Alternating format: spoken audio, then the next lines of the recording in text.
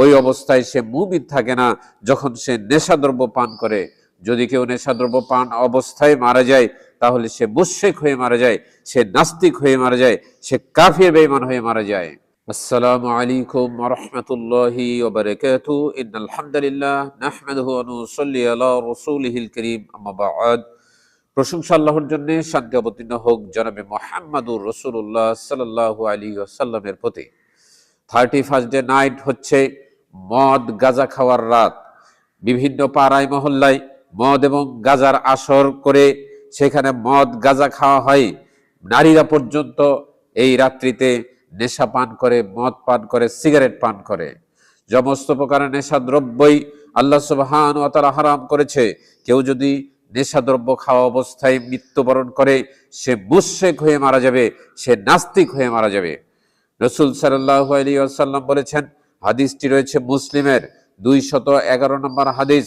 রাসূল সাল্লাল্লাহু আলাইহি ওয়াসাল্লাম বলেছেন, লা ইয়াশরাবাল খামরা হিনা ইয়াশরাবুহা ওয়া হুয়া মুমিন।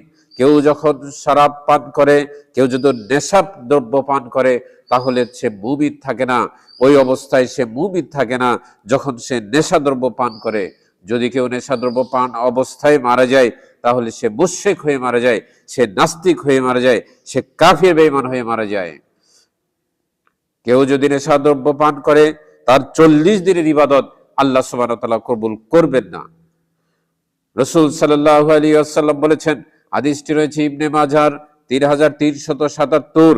রাসূল সাল্লাল্লাহু আলাইহি ওয়াসাল্লাম বলেছেন, যেই ব্যক্তি পান করবে খমার অর্থাৎ মদ, খমার বলা হয় এই কারণে যেহেতু এটা মস্তিষ্ককে ঢেকে দেয়। খমার শব্দের অর্থ ঢেকে দেওয়া। মেয়েরা যেমন ওড়না ব্যবহার করে সেটাকে খিমার বলা হয়, এটা অর্থ হচ্ছে ঢেকে দেওয়া। তেমনি খমার হচ্ছে ঢেকে দেওয়া। যখন মানুষ নেশাদ্রব্য পান করে তখন তার বিবেক মারা যায়, বিবেককে ঢেকে দেয়, এই জন্য এর নাম হচ্ছে খমর।